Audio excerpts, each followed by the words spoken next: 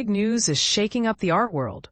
The National Gallery is not only embarking on an ambitious £375 million expansion, but is also breaking its long-standing rule against acquiring artworks created after 1900.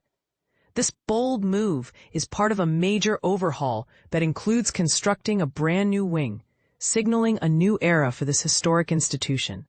The planned extension will rise behind the existing Sainsbury Wing and is dubbed Project Domani. Tomorrow in Italian, reflecting a forward-looking vision for the gallery. This transformative project is fueled by two massive donations, each worth £150 million, from Michael Moritz's Prankstart Foundation and the Hans and Julia Rousing Trust. The remaining £75 million needed to hit the target will be sourced from the National Gallery Trust, alongside anonymous benefactors. Excitingly, an international architectural competition is set to launch soon to choose the design team, with the new space anticipated to open its doors in the early 2030s. To put this in perspective, this will be the most significant development at a major British arts institution since the Tate Modern opened 25 years ago, a pivotal moment that dramatically reshaped London's cultural landscape. Securing such substantial funding during a period when many arts organizations face tough financial challenges is a remarkable triumph for the National Gallery. Gabriele Finaldi, the gallery's director, reassured the public in an interview with the BBC that while the new wing will expand the collection and visitor experience, it won't overwhelm the gallery's famously approachable atmosphere.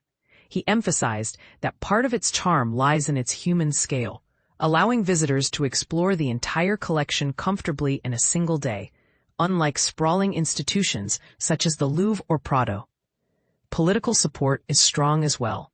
UK Prime Minister Keir Starmer hailed the investment as fantastic news for the National Gallery and the arts in general, highlighting its potential economic benefits and its role in providing educational opportunities for young people. He stressed that this investment ensures access to great art for generations to come. But here's where it gets controversial.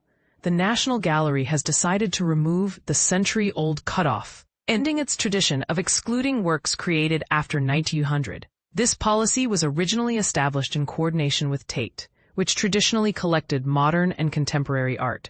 Finaldi has openly expressed frustration with the cutoff since taking charge in 2016. Describing it as an arbitrary limitation that prevented the gallery from telling a fuller story of art history. This change means the gallery is embracing the challenge of expanding its narrative to include 20th century art and beyond, as the year 1900 becomes more distant in history. It's important to note that this shift isn't entirely unprecedented. The gallery already owns over 40 works created after 1900 by masters like Picasso and Cézanne, though their acquisition practices have largely stuck to the earlier time frame. The decision to break the 1900 barrier also aims to address a glaring issue in the collection, the significant gender imbalance. Out of roughly 2,300 paintings, only 27 are by women artists, a disparity the gallery hopes this policy change will help rectify by broadening its scope and actively seeking works by female creators.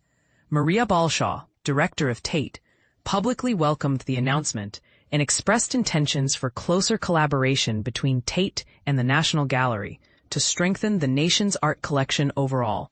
However, this policy shift may spark heated debate as it introduces a new dynamic between the two institutions. Tate, currently grappling with reduced visitor numbers and financial pressures that have forced staff layoffs, might find itself in more direct competition with the National Gallery for significant modern art acquisitions. So what do you think? Is the National Gallery's expanded mission a welcome evolution towards inclusivity and a richer historical narrative? Or could it blur important distinctions between museums and complicate partnerships? Could this new approach ultimately benefit the public experience? Or does it risk diluting each institution's unique identity? This is the part most people miss, and where spirited discussions are sure to unfold.